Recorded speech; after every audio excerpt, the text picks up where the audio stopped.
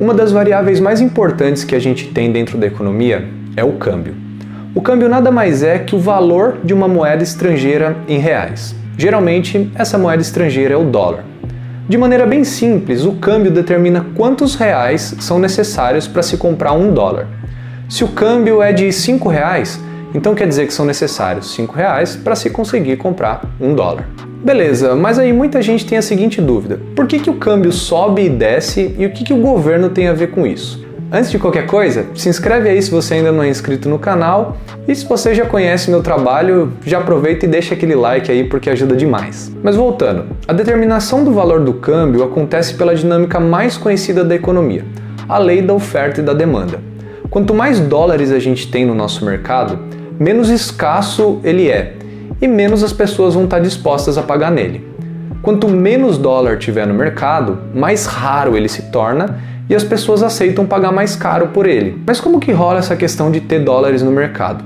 O Brasil, embora seja um país bem fechado com relação ao resto do mundo, ele faz em menor ou maior escala suas transações comerciais com outros países. E essas transações costumam ser feitas em dólares. Isso quer dizer que quando uma empresa ou um indivíduo exporta um produto daqui do Brasil para fora do país, ele recebe o pagamento em dólares. E quando essa mesma empresa ou indivíduo importa um produto estrangeiro aqui para o Brasil, ele vai fazer o pagamento em dólares também. Ou seja, quando você exporta, você coloca dólares na economia brasileira. E quando você importa, você tira dólares da economia brasileira. Um outro jeito de rolar esse fluxo de moeda estrangeira é simplesmente por transações financeiras. Imagina que você tem um parente que trabalha lá nos Estados Unidos e todo mês ele te manda uma graninha para ajudar nas contas. É dólar entrando no Brasil. Em uma situação contrária, onde você manda dinheiro daqui para ele, seria dólar saindo do Brasil. Aí também tem, por exemplo, investidores internacionais. Um cara de outro país que compra títulos da dívida pública do governo brasileiro ou ações de empresas brasileiras, enfim, alguém que vai pegar a moeda estrangeira e investir aqui. Isso também aumenta a quantidade de dólares na nossa economia. Só que vamos supor que você é um exportador e aí você vendeu lá o seu produto em dólares. Você não vai pegar esses dólares e ir na padaria comprar pão. Você precisa trocar ele por reais. Aí você vai lá no Banco Central e fala: ó, tô com dólares aqui e eu quero trocar por reais. E é aí que está o segredo. Se as exportações estão bombando e tem muita gente com dólar na mão, querendo trocar por reais lá no Banco Central, quer dizer que o real está muito demandado, enquanto que o dólar está meio que em abundância, todo mundo tem. Então o real se valoriza com relação ao dólar. Nessa situação, o valor do câmbio cai, porque lembra que eu falei que o câmbio é a quantidade de reais necessários para comprar um dólar? Então, imagina que o câmbio era aqueles R$5 que eu falei, mas aí o real se valorizou perante ao dólar. Então agora, hipoteticamente, só seriam necessários R$3 para comprar um dólar. Ou seja, o dólar ficou mais barato. Agora imagina que as exportações diminuem e as importações aumentam muito. Ou seja, tem um monte de gente pegando dólares para comprar bens e serviços de outros países. Começa a sair dólar da economia e ele passa a se tornar cada vez mais escasso. Nesse momento, o preço do dólar aumenta, porque vai ficando cada vez mais difícil de achar. Então acho que deu para vocês pegarem a lógica. Sempre que entra dólar aqui, via exportações, transações, investimento, ele tende a ficar mais abundante e o preço dele, o câmbio, cai. Sempre que sai muito dólar, ele fica escasso e o câmbio sobe. A gente chama esse caso de câmbio flutuante, porque o preço do dólar vai flutuar, vai variar conforme a oferta e a demanda. Mas vocês podem reparar que nesses exemplos que eu dei não tem nenhum tipo de intervenção governamental. O câmbio vai depender única e exclusivamente das trocas que os empresários e os indivíduos brasileiros fizerem com o resto do mundo. Mas na vida real, não costuma ser assim. O que a gente costuma ter, na verdade, é um regime cambial que nós costumamos chamar de flutuação suja, que é basicamente o mesmo princípio, só que com uma certa intervenção do Banco Central quando ele achar necessário. Então imagina que a gente teve lá um surto de exportações e está entrando muito dólar na economia. Por consequência, o valor do câmbio desce e o dólar fica mais barato. Aí, para a maioria das pessoas, isso é super legal, porque a gente pode comprar um monte de coisa importada a um preço mais em conta, computador, celular, televisão. Só que isso pode gerar condições desfavoráveis para a nossa indústria, por exemplo. Porque, no geral, nosso setor industrial não é muito competitivo a níveis internacionais. Nossos produtos costumam ser piores do que o de países desenvolvidos ou mesmo dos chineses. Então, se o dólar está barato, é bem provável que você vá sempre optar por comprar produtos estrangeiros, principalmente os manufaturados. E aí a indústria nacional pode não se sustentar. E aí vai à falência, gera desemprego, o PIB cai, enfim, não é tão interessante para nós. Mas se o dólar tivesse mais alto, ficaria mais caro de importar. E aí seria possível que você optasse por comprar um produto nacional, porque ele seria muito mais em conta, mesmo que ele não seja tão bom. Aí entra na jogada o Banco Central. Lembra que eu falei que o exportador costuma dar dólares para o Banco Central em troca de reais? Então, via de regra, o Banco Central não vai gastar todos esses dólares que ele compra.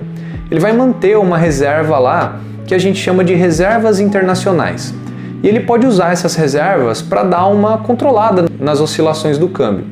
Então, por exemplo, se o real começa a se desvalorizar muito e ficar muito no páreo com o dólar, o Banco Central pode ficar meio preocupado com a indústria, como eu citei, e aí ele começa a comprar esses dólares em abundância no mercado para retirar eles de circulação e gerar uma certa escassez. Aí o preço do dólar volta a subir, porque ele está escasso. Ou seja, o Banco Central, nesse caso, atua para desvalorizar o real e aumentar o valor do câmbio para proteger o setor industrial. Mas o inverso também pode acontecer. Como a gente depende de muitos produtos que são importados, o aumento do preço do dólar pode causar inflação. E aí o Banco Central pode soltar dólares na economia para deixar ele mais abundante e o preço dele descer. Só que a questão é que ele não vai fazer isso o tempo todo, só quando realmente for necessário, para evitar oscilações muito bruscas, esse tipo de coisa. Então esse é o câmbio flutuante, mas com uma flutuação suja, porque tem uma intervenção do governo no meio. Mas também tem uma situação em que o Banco Central faz esse tipo de operação o tempo todo para manter o preço do dólar constante em um valor determinado. Esse tipo de regime cambial a gente chama de câmbio fixo. O Banco Central determina um valor que ele quer para o câmbio e ele vai comprar ou vender dólares toda vez que esse valor começar a oscilar. Aqui no Brasil a gente teve câmbio fixo por muito tempo, e inclusive ele foi fundamental para o Plano Real dar certo. Mas eu não vou entrar muito em detalhes aqui, porque daí o vídeo ficaria muito longo. Só que esse sistema tem alguns problemas. Um deles é que você gera várias distorções no balanço de pagamentos, que são basicamente as negociações do Brasil com o resto do mundo. Porque no regime de câmbio flutuante, a própria oscilação regula o balanço de pagamentos. Se a gente tem um boom de exportações, por exemplo, entra muito dólar na economia e o câmbio diminui, o dólar fica mais barato. Como esse dólar está mais barato, a galera começa a importar mais. Só que conforme as importações vão aumentando, sai muito dólar da economia, ele fica escasso e encarece de novo. Então o câmbio flutuante, no geral, ele vai se autorregulando no médio e no longo prazo. A flutuação suja só vai acontecer para acelerar esse processo ou evitar algo muito repentino ou catastrófico. No câmbio fixo não tem isso. Se você tem um surto de exportações e começa a entrar muito dólar, a tendência é que o preço dele caia. Aí o Banco Central começa a comprar todos esses dólares para o valor dele não se alterar. Até aí ainda é o menor dos problemas, mas imagina o contrário. Se a gente tem um surto de importações ou um declínio abrupto das exportações, o dólar começa a ficar muito escasso e o preço dele sobe. Aí o Banco Central tem que ir soltando na economia as reservas internacionais que ele tem. Vai chegar um momento que essa reserva pode acabar. E aí? Aí uma das alternativas é ele pegar dólares emprestados de alguma outra instituição para continuar fazendo isso. Geralmente essa instituição é o FMI. É exatamente o que aconteceu com a gente aqui no Plano Real. E aí da dívida externa, já viu, né? Naquela época isso foi necessário. O principal objetivo era controlar a inflação e deu certo. Mas quase nenhum país costuma manter o câmbio fixo por muito tempo, porque isso pode ser bem problemático, gerar muito endividamento, enfim. O negócio costuma ser deixar ele flutuando mesmo, que no geral dá menos problema. Mas então é isso, se você achou esse vídeo legal, por favor deixa o seu like, se inscreve no canal e compartilhe aí com seus amigos. Eu vou ficando por aqui, valeu e até mais.